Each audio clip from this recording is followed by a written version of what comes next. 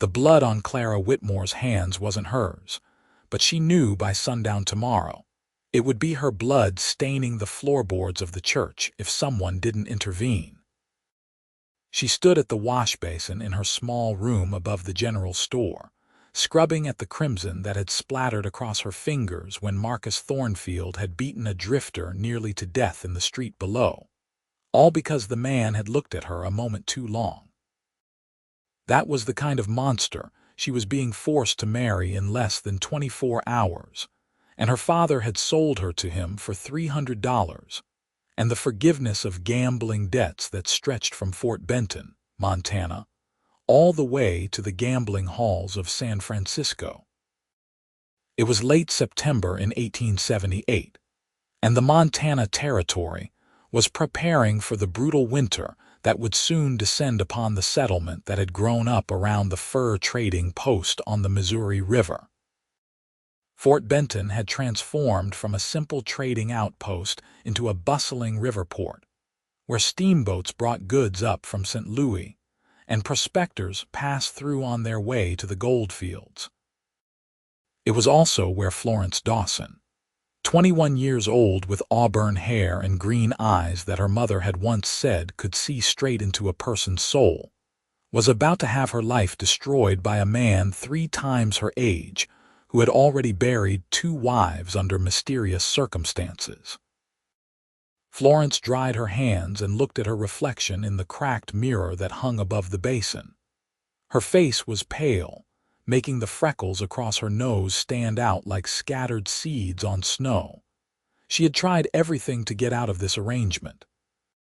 She had begged her father, pleaded with the local minister, even considered running away on foot into the wilderness, though she knew that would likely mean death from exposure or wild animals. Her father, Gerald Dawson, had been a good man once, before her mother died of influenza 3 years ago. Now he was a hollow shell who spent his days at the Silver Dollar Saloon, pouring whiskey down his throat and throwing away money they didn't have at poker tables, where men like Marcus Thornfield waited to collect on debts that could never be repaid. The sun was setting over the Missouri River, painting the sky in shades of orange and purple that would have been beautiful if Florence's heart wasn't wrapped in thorns of despair. She heard the sounds of the saloon below coming to life, the tinny piano music, the rough laughter of men who worked the docks and the mines, the higher-pitched voices of the saloon girls who served drinks and provided other services that polite society pretended didn't exist. She was supposed to be at the Thornfield house right now, having dinner with Marcus and his sister Margaret, who served as his housekeeper and who had eyes as cold and dead as a snake's. A knock at her door made her jump. She pressed a hand to her chest, feeling her heart hammering beneath her fingers. "Who is it?" "Delivery for Miss Dawson." The voice was male, unfamiliar, with a slight drawl that suggested he was from further south, maybe Texas or Oklahoma Territory. Florence opened the door cautiously, keeping the chain latched. A man stood in the dim hallway, hat in his hands, with dark hair that curled slightly at his collar and blue eyes that seemed to actually see her as a person rather than property to be acquired. He was young, maybe 25 or 26, with a strong jaw and shoulders that spoke of hard work. He wore the dusty clothes of a cowboy, denim pants, a worn leather vest over a blue shirt, and boots that had seen 1,000 miles of trail. "I don't have any deliveries expected," Florence said, though she found herself wanting to open the door fully, wanting to trust this stranger in a way that made no logical sense. "Madam, my name is Kane Jameson, and I'm not really here with a delivery. I'm here because I was in the Silver Dollar about an hour ago, and I heard your father talking with Marcus Thornfield about the wedding tomorrow. I heard enough to know that you don't want to marry that man, and I've seen enough of Thornfield in the 2 weeks I've been in Fort Benton to know that he's the kind of man who shouldn't be allowed within 100 yards of a decent woman." Florence's breath caught in her throat. Why would you care? You don't even know me. Kane met her eyes, and she saw something there that she hadn't seen in a long time, genuine human decency. My sister was forced into a marriage like that back in Texas. Her husband beat her so badly that she lost the baby she was carrying, and then he beat her again for losing it. By the time my family found out and I rode to get her, she had taken his pistol and shot herself in the head because she couldn't see any other way out. I swore on her grave that if I ever saw another woman being pushed into that kind of hell, I would do whatever I could to stop it. The chain suddenly felt like it was choking her. Florence's hands trembled as she unlatched it and opened the door fully. What are you suggesting? I'm suggesting that I have a good horse, enough supplies for a 2-week ride, and I know the trails through the mountains well enough to get us away from here before anyone realizes you're gone.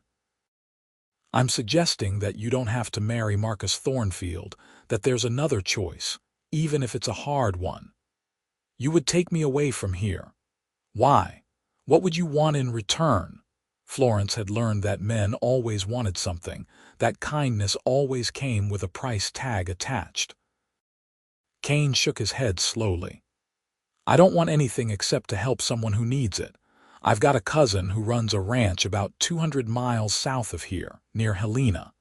He's always needing help, and his wife could use another woman around the place. They're good people. They would give you work and a place to stay, and nobody would force you into anything you didn't choose for yourself. Florence looked at this stranger, this cowboy who had appeared like something out of a dime novel, offering her an escape that seemed too good to be true. But what other options did she have? Marry Marcus Thornfield and likely end up dead within a year, buried in an unmarked grave like his other wives, or take a chance on a stranger who at least seemed to have honest intentions. When would we leave? She asked, and she saw relief wash across Kane's face. The wedding is supposed to start at 3 o'clock tomorrow afternoon, right?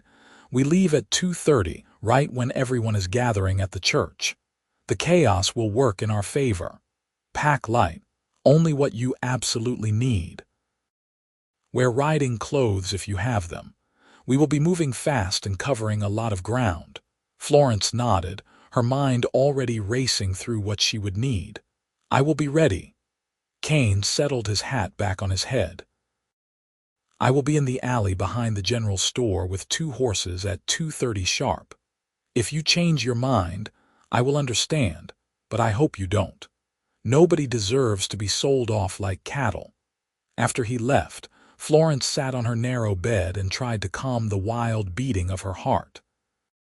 Could she really do this? Could she really run away with a complete stranger and trust that he would keep his word?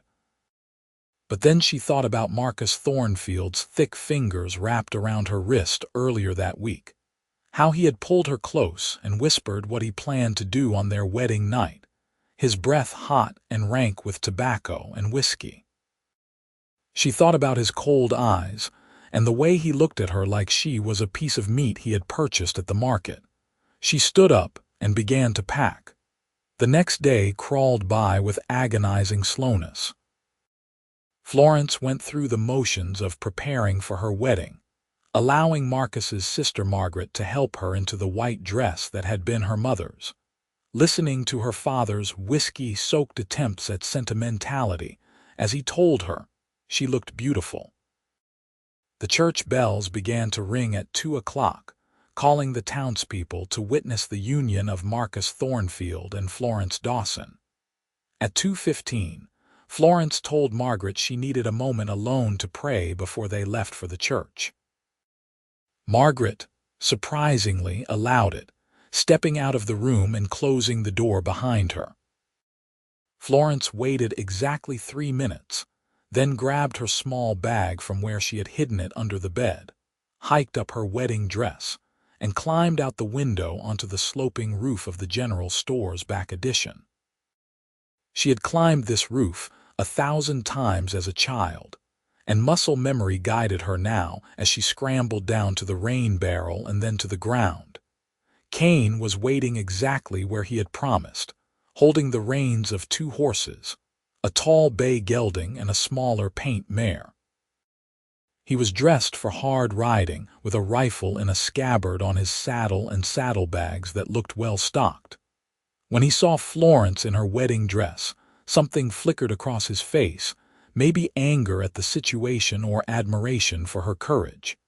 "Can you ride in that?" he asked, already moving to help her mount. "I can ride in anything," Florence said, and it was true. Her mother had taught her to ride before she could barely walk, back when they had lived on a small ranch before her father had drunk and gambled it away. Kane helped her onto the paint mare, then swung into his own saddle with practiced ease. "We head south along the river for about 5 miles, then we cut west into the foothills. It is going to be rough terrain, but it will make us harder to track. You ready?" Florence gathered the mare's reins and looked back at Fort Benton one last time, at the church where people were gathering, at the saloon where her father was probably already celebrating with whiskey that Marcus Thornfield had paid for. She thought about her mother's grave in the little cemetery on the hill, and she whispered a silent goodbye. "I'm ready." They rode. The first few miles were tense, both of them expecting to hear shouts behind them or the sound of pursuing horses. But the chaos of the wedding preparations worked exactly as Kane had predicted. Nobody noticed the bride was missing until at least 2:45, when Margaret went to collect Florence from her room and found it empty. By then, Kane and Florence were already disappearing into the network of ravines and coulees that cut through the landscape south of Fort Benton. As the sun began to set on their first day of riding, Kane led them to a small cave tucked into a hillside, barely visible unless you knew exactly where to look. "We will camp here tonight," he said, dismounting and helping Florence down from her mare. She had ridden hard for hours in the wedding dress, and now she was exhausted, sore, and starting to realize the full magnitude of what she had done. "You think they will come after us?" she asked as Kane unsaddled the horses and set up a small camp inside the cave, where the fire wouldn't be visible from a distance. "Thornfield will come," Kane said matter-of-factly. "Men like him don't like being embarrassed, and you running out on the wedding will have embarrassed him in front of the whole town. He will want revenge as much as he wants you back. That is why we need to be smart about this, take routes he won't expect, and put as much distance between us and Fort Benton as possible in the first few days." Florence sat on a flat rock and watched Kane work. He moved with efficiency born of years of trail life, starting a fire with flint and steel, setting up a small coffee pot, and pulling out supplies for a simple meal of beans and hardtack. She realized she knew almost nothing about this man who had just turned her entire life upside down. "Tell me about yourself," she said. "If we are going to be traveling together for 2 weeks, I should know more than just your name." Kane looked up from the fire, his blue eyes reflecting the dancing flames. "Not much to tell, really. I'm from Texas originally, near Austin. My family had a small ranch, but after my sister died and my father passed from a heart attack a few months later, my mother couldn't keep it going. She moved in with my aunt in San Antonio, and I have been drifting north ever since, working cattle drives, doing ranch work, anything that paid. I ended up in Fort Benton a couple weeks ago, planning to work the docks for the winter and save up enough money to maybe buy some land of my own someday. And instead, you are helping a runaway bride escape from a monster," Florence said softly. "Seems like a better use of my time," Kane replied with a slight smile that transformed his serious face into something warmer. "What about you? How did you end up in this situation?" Florence wrapped her arms around herself, even though the fire was warm. My mother died 3 years ago and my father fell apart. He started drinking, gambling, losing money we didn't have. Marcus Thornfield had been watching me for a while, I think. He started giving my father credit at the saloon, extending his debts, and then one day he showed up at our door and told my father that he would forgive everything if I agreed to marry him. My father said yes, before I even knew what was happening. Your father had no right to make that choice for you, Kane said, and there was anger in his voice that Florence found oddly comforting. In the eyes of the law and society, he had every right. I'm his property until I become my husband's property. That is how it works. The bitterness in her own voice surprised her. That is not how it should work, Kane said firmly. People aren't property. Everyone should have the right to choose their own path. They ate in companionable silence, and Florence found herself studying Kane in the firelight. He was handsome in a rugged, weathered way, with lines around his eyes that suggested he smiled often despite the hard story he had told about his sister. His hands were calloused and scarred from years of ranch work, but they were gentle when he handed her a cup of coffee, careful not to let their fingers touch inappropriately. You should try to get some sleep, Kane said after they had finished eating. I packed an extra bedroll for you. Tomorrow will be another long day of riding. Florence took the bedroll gratefully and spread it out on the far side of the fire from where Kane was setting up his own. As she lay down, still wearing the ridiculous wedding dress because she had nothing else, she realized that this was the first time in months that she had felt even a glimmer of hope. She was still in danger, still running, still unsure of what the future held, but at least she was choosing it for herself. Kane, she said into the darkness. Yes, thank you for caring enough to help. There was a pause, and then his voice came back, soft and sincere. You're welcome, Florence. Sleep well. The next 5 days were a blur of hard riding, camping in hidden places, and constantly looking over their shoulders. Kane proved to be an excellent guide, knowing trails and passages that kept them away from the main roads where Thornfield might have men looking for them. Florence learned that Kane was a patient teacher, helping her improve her riding skills and showing her how to move through the landscape without leaving obvious signs of their passage. They talked as they rode, sharing stories about their lives, their dreams, their fears. Florence learned that Kane had once wanted to be a schoolteacher, but that his father had needed him on the ranch. Kane learned that Florence loved to read and had taught herself basic arithmetic and bookkeeping by studying her mother's household ledgers. They discovered they both loved the same kind of terrible jokes and that they could make each other laugh even when they were exhausted and saddle sore. On the 6th day, they stopped at a small creek to water the horses and refill their canteens. Florence had managed to trade the wedding dress for more practical clothes at a tiny settlement they had passed through 2 days earlier, and now she wore denim pants, a cotton shirt, and a leather vest that Kane had bought for her over her protests. She knelt by the creek and splashed cold water on her face, grateful for the refreshing chill. Florence, we need to talk about something, Kane said, and the serious tone in his voice made her look up. What is wrong? He sat down on a nearby rock and took off his hat, running his fingers through his dark hair.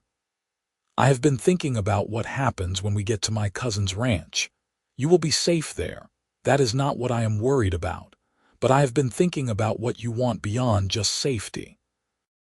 What do you want for your life? Florence stood and moved to sit beside him on the rock.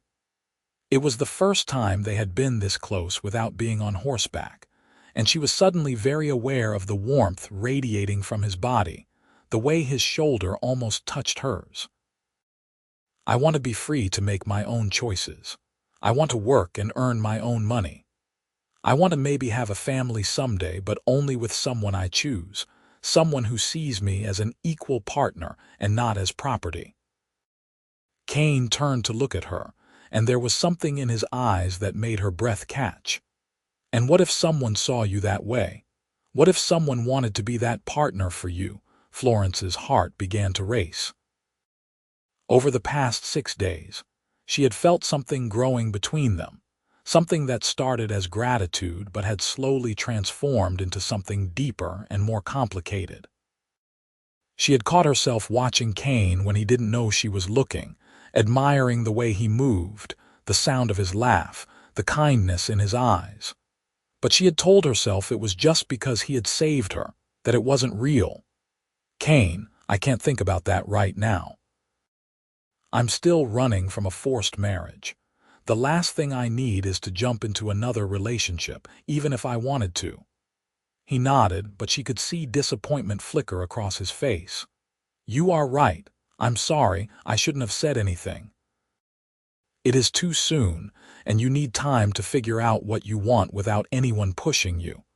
But Florence found herself reaching out and placing her hand on his arm. "I didn't say I didn't want it eventually. I just said I need time. Can you give me that?" Kane covered her hand with his, and the touch sent sparks racing up her arm. "I can give you all the time you need. I just wanted you to know that I'm not helping you because I feel obligated. I'm helping you because somewhere over these past 6 days, I started to care about you in a way that has nothing to do with my sister or with doing the right thing. I care about you because you are brave and smart and funny, and because when you smile, it feels like the sun coming out from behind clouds." Florence felt tears prick at her eyes, but they were good tears, happy tears. "I care about you too. That is what scares me. I'm afraid that I'm just transferring my need for rescue onto you, that my feelings aren't real." "Then we take it slow," Kane said. "We get you to safety, you settle in at the ranch, and we see what happens naturally. No pressure, no expectations. Just 2 people getting to know each other and seeing where it leads. Does that sound fair?" "That sounds perfect," Florence said, and she meant it. They continued riding, but something had shifted between them. The air felt charged with possibility, with the potential for something beautiful to grow out of this desperate flight. Florence caught herself thinking about what it would be like to kiss Kane, to be held in his arms without fear or obligation. But she also knew that he was right, that she needed time to heal from what had almost happened to her, time to become her own person before she could truly give herself to someone else. On the 9th day, trouble found them. They had stopped at a small trading post to buy supplies, thinking they were far enough from Fort Benton to be safe. But as they were loading their saddlebags, Florence heard a voice that made her blood run cold. Well, if it isn't the runaway bride." She turned to see Marcus Thornfield standing in the doorway of the trading post, flanked by 2 rough-looking men who were clearly hired guns. Thornfield was a big man, over 6 feet tall and built like a bull, with a thick gray beard and eyes that reminded Florence of a shark, cold and dead and hungry. He had a pistol on his hip and a riding crop in his hand, and Florence knew he had plans for both. Kane stepped in front of Florence immediately, his hand moving to his own pistol. "She's not going back with you, Thornfield." Thornfield laughed, a harsh sound like rocks grinding together. "Boy, I don't know who you think you are, but that woman is my property. Her father sold her to me, legal and binding. Now step aside before I have my men put a bullet in your skull." "She's not property, and she is not going with you," Kane said again, his voice steady despite the odds being 3-1. The trading post owner, a grizzled old man named Silas, stepped out from behind his counter. "Now hold on, Thornfield. I know you and I know your reputation. If this young lady doesn't want to go with you, then she stays here. I don't hold with forcing women into things they don't want. You stay out of this, old man. one of Thornfield's hired guns said, but Silas pulled a shotgun from under his counter and leveled it at the group. I said she stays. Now you boys can turn around and ride back to Fort Benton, or we can have a gunfight right here and now. But I am telling you, I have been shooting longer than any of you have been alive, and I don't miss. The tension in the room was thick enough to cut with a knife. Florence pressed herself against the wall behind Kane, her heart hammering so hard she thought it might burst from her chest. She could see the calculation in Thornfield's eyes, weighing whether it was worth the risk. "This is not over," Thornfield finally said, his eyes locked on Florence. "You are mine, and I will have you. Maybe not today, but soon. And when I do, you are going to pay for the embarrassment you have caused me." He turned and stalked out, his men following. Kane and Florence didn't move until they heard the sound of horses riding away. Then Florence's legs gave out, and she would have fallen if Kane hadn't caught her. "I have got you," he murmured, holding her steady. "You are safe. He's gone." Silas came around the counter, still holding the shotgun. "You two had better get moving. Thornfield will be back with more men, probably by nightfall. There is a narrow pass about 10 miles south of here that leads into rough country. If you can make it through there, you can lose them in the Badlands beyond. It is dangerous territory, but safer than staying here." Kane helped Florence back to her feet. "Thank you, sir. We won't forget this." "Just take care of that young lady," Silas said. "And maybe someday when you two are settled somewhere, you can name your first child after me." He winked, and despite everything, Florence found herself smiling. They rode hard for the pass, pushing the horses as fast as they dared. Florence could feel the fear coursing through her veins, but there was also something else, a fierce determination not to let Thornfield take her, not to let him destroy the new life she was building. Kane kept looking back over his shoulder, checking for pursuit, but the trail behind them remained empty. They made it through the pass just as the sun was setting, entering a landscape that looked like something from another world. The Badlands were a maze of eroded rock formations, pinnacles and hoodoos and narrow canyons that twisted and turned in impossible patterns. It was easy to get lost here, but that also meant it was easy to hide. Kane led them deep into the Badlands, following what seemed like a random path, but which Florence realized was actually carefully chosen to hide their tracks and confuse anyone trying to follow. They finally stopped in a sheltered hollow surrounded by tall rock walls, where they could have a fire without it being seen from more than a few yards away. "We will be safe here tonight," Kane said, but Florence could hear the worry in his voice. "You don't think he will give up, do you?" She asked as they set up camp. Kane shook his head. "Men like Thornfield don't give up. His pride is wounded and he wants revenge as much as he wants you. But we are only 3 days from my cousin's ranch now. Once we are there, you will have protection. My cousin has 20 men working for him, and they are all good with guns. Thornfield won't be able to touch you there." Florence helped Kane prepare a simple meal, but neither of them had much appetite. The encounter with Thornfield had shaken them both, reminded them that danger was still very real. As they sat by the fire, Florence found herself moving closer to Kane, needing the comfort of his presence. "I'm scared," she admitted.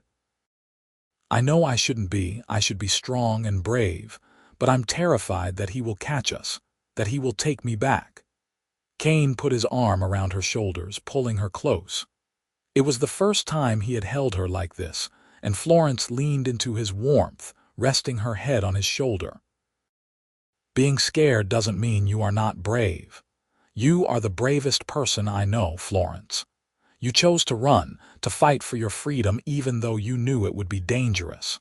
That takes more courage than anything." She tilted her head back to look at him, and in the firelight she could see every detail of his face, the strong lines of his jaw, the concern in his blue eyes, the way his lips were slightly parted as he looked down at her. Without thinking about it, acting purely on instinct and emotion, Florence reached up and touched his cheek. "Kane, I know I said I needed time, but right now, in this moment, I just need to feel something other than fear. Will you kiss me?" He studied her face, clearly trying to determine if she really meant it or if it was just the fear talking. "Florence, I don't want you to do anything you will regret later." "I won't regret it," she said softly. "I have been thinking about kissing you for days now. Please, Kane." He lowered his head slowly, giving her time to change her mind, and then his lips touched hers. It was gentle at first, tentative, but then Florence wrapped her arms around his neck and deepened the kiss, pouring all of her fear and hope and growing love into it. Kane responded, pulling her closer, one hand tangling in her auburn hair while the other pressed against the small of her back.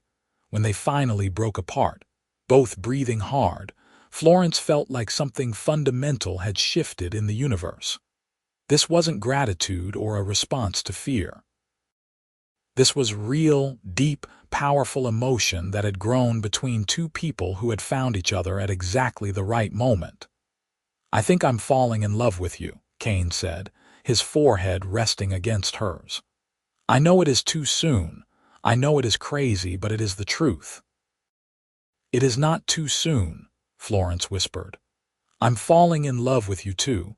Maybe I have been since the moment you knocked on my door and offered me a choice." They held each other by the fire, not speaking, just being together. Eventually, they set up their bedrolls, but this time they placed them close together, and Florence fell asleep holding Kane's hand, feeling safer than she had in years. The next 2 days were tense but uneventful. They saw no sign of Thornfield or his men, and Kane thought they had lost them in the Badlands. On the afternoon of the 11th day since leaving Fort Benton, they finally saw the sprawling ranch that belonged to Kane's cousin spread out in a valley below them. The ranch was impressive, with a large main house, several barns and outbuildings, and extensive corrals where dozens of horses moved. They could see cattle grazing on the hillsides, and in the distance, tiny figures of ranch hands working. This was clearly a successful operation, and Florence felt a surge of hope that she might really have found a safe haven. As they rode down into the valley, dogs began barking, and a man stepped out of the barn carrying a rifle. But when he saw Kane, his face split into a huge grin. "Kane Jameson. I'll be damned. What brings you all the way out here?" Kane dismounted and clasped hands with his cousin, a tall man with sandy hair and a weathered face who looked to be in his early 30s. "Kevin, good to see you. I hope you meant it when you said I was always welcome here, because I've got a situation that needs your help." Kevin looked past Kane to Florence, who was still mounted on her mare, and his expression turned serious. "Anyone you bring is welcome here. Let us get these horses taken care of, and you can tell me what is going on." Inside the ranch house, they met Kevin's wife, Sarah, a warm woman with brown hair and kind eyes who immediately took Florence under her wing. Over coffee and fresh baked bread, Kane explained the situation, with Florence filling in details about Marcus Thornfield and the forced marriage. Kevin's face grew darker as the story progressed. "I have heard of Marcus Thornfield. His reputation has spread even this far south. He is a dangerous man, Kane. If he is determined to get Florence back, he won't give up easily." "I know," Kane said. "That is why I brought her here.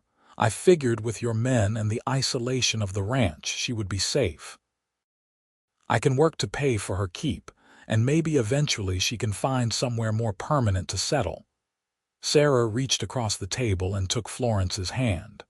"Honey, you are safe here, and you are welcome to stay as long as you need. We always have use for another set of hands, and honestly, I would love having another woman around. It gets lonely being the only female among 20 cowboys. Florence felt tears of relief streaming down her cheeks. Thank you. I can work hard, I promise. I can cook, clean, keep books, whatever you need. We will figure all that out, Sarah said warmly. Right now, you need rest and food and time to recover from what you have been through. Kane and Florence were given separate rooms in the ranch house, and that night, lying in a real bed for the first time in nearly 2 weeks, Florence allowed herself to believe that maybe, just maybe, everything would be okay. The next few weeks fell into a comfortable rhythm. Florence helped Sarah with the household management and discovered she had a talent for bookkeeping, taking over the ranch's accounts and finding several ways to save money and increase efficiency. Kane worked with the ranch hands, proving himself to be an excellent horseman and cattle handler. And in the evenings after dinner, Florence and Kane would sit on the porch and talk, slowly building the foundation for something real and lasting. But the shadow of Marcus Thornfield still hung over them. Kevin had sent word to several neighboring ranches and to the town of Helena, warning them about Thornfield and asking them to report if they saw him or his men. For a while, there was nothing, and Florence began to hope that maybe he had given up, that maybe she was truly free. Then, 6 weeks after their arrival at the ranch, Kevin came to find Florence in the ranch office where she was working on the books. His face was grim. Florence, I just got word from town. Thornfield was seen in Helena 3 days ago, asking questions about Kane and about any new women who might have shown up in the area. We have to assume he knows you are here, or that he will figure it out soon. Fear gripped Florence's heart, but she forced herself to stay calm. What do we do? We prepare. I have already talked to the men, and they are all willing to stand with us if Thornfield comes. Nobody on this ranch is going to let him take you. But I want you to stay close to the house from now on, and I want you to learn how to shoot a gun. If it comes down to it, you need to be able to defend yourself. Kane spent the next few days teaching Florence how to handle a pistol and a rifle. She proved to be a decent shot, though she hated the weight of the weapons in her hands and what they represented. But she also understood that she needed these skills, that she couldn't rely on others to protect her forever. 2 weeks after Kevin's warning, Marcus Thornfield arrived. It was a cold November morning when a group of 10 riders appeared on the ridge overlooking the ranch. Kevin saw them first and immediately called for everyone to take defensive positions. Florence was hurried into the ranch house with Sarah, while the ranch hands armed themselves and spread out around the property. Kane positioned himself near the house, rifle in hand, his face set in grim determination. Thornfield rode down from the ridge slowly, confidently, flanked by his hired guns. He stopped about 50 yards from the main house and called out, "I am here for what is mine. Send out Florence Dawson, and there doesn't have to be any trouble." Kevin stepped out onto the porch, his own rifle cradled in his arms. "Miss Dawson is under my protection, and she is not going anywhere with you. You need to turn around and ride back to wherever you came from, Thornfield. That woman is legally promised to me. Her father took my money, and she ran out on our wedding. That makes her a thief as well as a runaway bride. I have every right to collect what is owed to me." Florence, watching from a window, felt Kane move up behind her. "Stay away from the windows," he murmured. "If shooting starts, get down on the floor." "I'm not hiding anymore," Florence said, and before Kane could stop her, she opened the front door and stepped out onto the porch next to Kevin. She heard Kane curse behind her, but she didn't look back. "Marcus Thornfield, I am not your property and I never will be. I didn't want to marry you. You forced my father to agree to it by using his debts. That is not a legal marriage contract, that is extortion. I am staying here, and if you try to take me, these men will stop you." Thornfield's face turned red with rage. "You little whore. You run off with some cowboy, shame me in front of the entire town, and now you think you can just hide here under another man's protection. I will burn this ranch to the ground if I have to. You belong to me." "She belongs to herself," Kane said, stepping out to stand on Florence's other side. "And if you want her, you will have to go through every man on this ranch, starting with me." For a long moment, the two groups faced each other, fingers on triggers, waiting to see who would make the first move. Florence's heart was pounding so hard she could hear it in her ears, but she forced herself to stand tall to not show fear. Then, surprisingly, it was one of Thornfield's own men who broke the standoff. The man dismounted and tossed his gun on the ground. "I'm done, Thornfield. You told us we were coming to collect a runaway wife, but I can see clear as day that this woman doesn't want to go with you. I'm not getting killed over your wounded pride." "Get back here, you coward," Thornfield shouted, but two more of his men dismounted and tossed down their weapons as well. "He is right, Thornfield. This has gone too far. We all know what happened to your other wives. We are not helping you kidnap another woman." With half his men abandoning him, Thornfield's rage turned to desperation. He pulled his pistol and aimed it at Florence. "If I can't have you, nobody will." But Kane was faster. His rifle came up, and he fired a single shot that knocked the pistol from Thornfield's hand. The bullet grazed Thornfield's thumb, and he screamed in pain and fury. Kevin's men immediately had their rifles trained on Thornfield and his remaining supporters. "It is over, Thornfield," Kevin said coldly. "Ride away now, or we will hold you here and send for the territorial marshal. I am pretty sure he would be interested to hear about what happened to your first two wives." Thornfield clutched his bleeding hand, his face twisted with hatred. "This is not over, you hear me? This is not over." "Yes, it is," Florence said clearly. "Go back to Fort Benton. Find someone who actually wants to marry you if such a person exists, but leave me alone. I am not yours and I never will be." Thornfield stared at her for a long moment, then spat on the ground and wheeled his horse around. His remaining men followed, along with the ones who had abandoned him, all of them disappearing back over the ridge. Florence's legs gave out, and both Kane and Kevin caught her. "It is okay," Kane murmured. "You were amazing, you were so strong." "Is it really over?" Florence asked, hardly daring to believe it. "It is over," Kevin confirmed. "Thornfield is a coward at heart. He won't come back, not after being humiliated like that in front of his own men." "You are free, Florence, truly free." The relief that washed through Florence was so intense it made her dizzy. Kane helped her back into the house, where Sarah wrapped her in a warm blanket and pressed a cup of hot tea into her hands. Florence sat by the fire, shaking with the aftermath of fear and adrenaline, while Kane sat beside her, holding her hand. That night, after everyone else had gone to bed, Florence and Kane sat together on the porch, wrapped in a heavy quilt against the cold November air. The stars above were brilliant, scattered across the sky like diamonds on black velvet. "What do you want to do now?" Kane asked softly. "Now that you are really free to choose your own path," Florence leaned her head on his shoulder.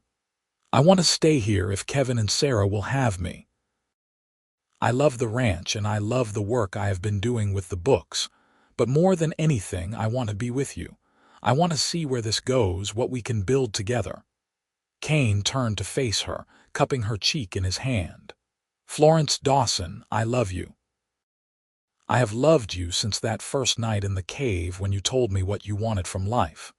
I want to give you everything you deserve, everything you have been denied. I want to build a life with you, if you will have me." "I love you too," Florence said, and this time when they kissed, it was without fear or desperation. It was a kiss of promise, of hope, of a future they would build together. The winter passed peacefully. Florence and Kane continued to live on Kevin's ranch, both of them working hard and saving their money. Kevin paid Kane fair wages for his work with the cattle and horses, and he paid Florence for managing the books and helping Sarah with the massive task of running the household for so many people. They were careful and proper, knowing that the world would judge them if they weren't, but everyone on the ranch could see the love that had grown between them. In the spring of 1879, on a beautiful April day with wildflowers blooming across the valley, Florence and Kane were married in a small ceremony on the ranch. Kevin's wife Sarah stood up as Florence's witness, and Kevin stood up for Kane. The local circuit judge performed the ceremony, and this time, Florence wore a simple blue dress that Sarah had made for her, and she smiled throughout the entire proceeding because this was her choice, her decision, her happy ending. "I now pronounce you husband and wife," the judge said, and Kane kissed Florence with such joy and love that everyone watching cheered. Kevin gave them a small cabin on the far edge of the ranch property as a wedding gift, along with a dozen head of cattle and 2 good horses.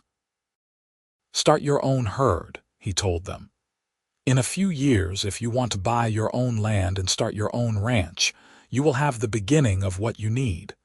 But until then, you always have a place here." Florence and Kane moved into their cabin, and for the first time in her life, Florence had a home that was truly hers. She decorated it with curtains she sewed herself, with furniture that Kane built with his own hands, with books she bought from traveling peddlers and treasured like gold. And every night, she fell asleep in Kane's arms, grateful beyond words for the cowboy who had ridden her out of town before her nightmare wedding could take place. Their first child, a son they named Kevin Gerald after Kane's cousin and Florence's father, was born in February of 1880. Florence's father, who had sobered up and found work as a clerk in Fort Benton after the scandal of the failed wedding, came to visit when the baby was 3 months old. He cried when he held his grandson and apologized to Florence for what he had nearly allowed to happen to her. "I was lost after your mother died," Gerald Dawson said, tears streaming down his weathered face. "I let grief and whiskey destroy my judgment. I nearly sold my only daughter to a monster. Can you ever forgive me?" Florence, holding her father's hand while her son slept in his arms, felt the last bit of bitterness drain away. "I forgive you, Papa. I don't forget, but I forgive. You are welcome here any time you want to visit your grandson." Over the next few years, Florence and Kane's small herd grew. Kane proved to have an excellent eye for cattle, and their stock was sought after by other ranchers. Florence kept immaculate books and managed their finances with skill that had Kevin regularly asking her advice. They had 2 more children, a daughter they named Clara Sarah in 1882, and another son they named Robert in 1885. In 1886, 7 years after their marriage, Kane and Florence had saved enough money to buy their own ranch about 20 miles from Kevin's spread. It was a modest property, about 500 acres with good grazing land and a creek that ran year-round. They built a larger house with their own hands, with help from Kevin's ranch hands, and Florence planted a garden where her mother's favorite flowers bloomed each spring. One evening in the summer of 1887, Florence and Kane sat on their porch, watching their children play in the yard. Kevin Gerald was 7 now, a serious boy who loved horses. Clara was 5, with her mother's auburn hair and her father's blue eyes. Robert was 2, toddling around and getting into everything. "You ever think about how different your life would have been if I hadn't knocked on your door that day?" Kane asked, his arm around Florence's shoulders. Florence smiled and kissed her husband's cheek. "I think about it all the time. I think about how close I came to losing everything before I even had a chance to live. But then you appeared, like something out of a dream, and you gave me the most precious gift anyone has ever given me." "What gift was that?" Kane asked, though he was smiling like he already knew the answer. "You gave me a choice. You gave me freedom. And then you gave me love and a family and a home. You gave me everything I ever wanted, everything I didn't even know I could have." Kane pulled her close and kissed the top of her head. "You gave me all of that too. Before I met you, I was just drifting, looking for something I couldn't name. But you were what I was looking for all along. You are my home, Florence. You always will be."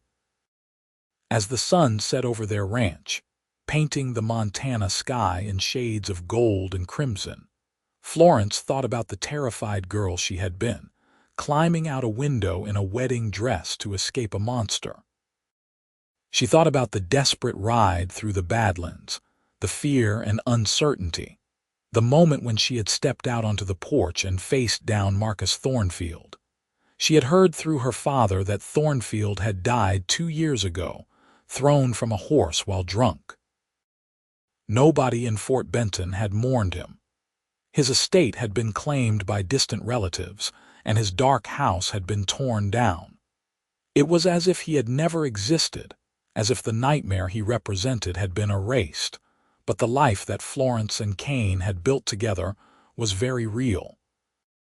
It was in the children's laughter, in the cattle lowing in the pasture, in the flowers blooming in the garden.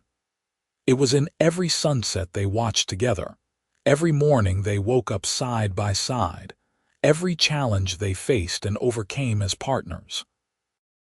Years later, when their children were grown and starting families of their own, when Florence's hair had turned silver and Kane's face was lined with age and weather, people would sometimes ask Florence about her life. She would tell them about the ranch, about her children and grandchildren, about the community they had helped build in that corner of Montana. But sometimes, usually on quiet evenings when the two of them sat alone on their porch, Kane would ask her if she regretted anything. And Florence would always give the same answer. "I regret nothing except the time I wasted being afraid before I met you. Every moment since then has been a gift." Kane would smile and take her hand, their fingers intertwining with the ease of decades of practice. "Even the hard times." "Especially the hard times," Florence would say, "because we faced them together and they made us stronger. You rode me out of town before that wedding started, Kane Jameson, and you have been riding beside me ever since. That is the greatest love story I could ever ask for." And sitting there together, watching another Montana sunset paint the sky in impossible colors, they both knew it was true. What had started as a desperate escape had transformed into a lifetime of love, partnership, and shared dreams fulfilled. Florence had been arranged to marry a monster, but instead she had married her hero, her partner, her best friend. And they had built a beautiful life together, one choice at a time, one day at a time, one moment of love at a time. As the stars began to appear in the darkening sky, Kane started singing an old cowboy song in his weathered voice, and Florence joined in, their voices blending together the way their lives had blended, creating something more beautiful than either could have achieved alone. And in that moment, surrounded by the land they loved and the life they had built, Florence knew that she was exactly where she was meant to be, with exactly who she was meant to be with.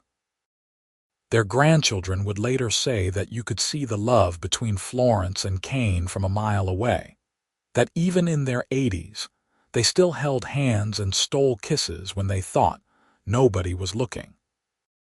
That love, forged in desperation and danger, but tempered into something strong and lasting through years of partnership and mutual respect, became legendary in their corner of Montana. When Kane passed away in 1920 at the age of 67, Florence held his hand and told him that he had given her everything worth having in life. When Florence followed him 2 years later at 65, Her children found her sitting in her favorite chair on the porch, a smile on her face, and a letter to Kane clutched in her hands. In it, she had written one final message to the man who had saved her life, and then spent every day after making sure that life was worth living. Thank you for the choice, my love. Thank you for the freedom. Thank you for the life we built together. Wait for me because I am coming home to you.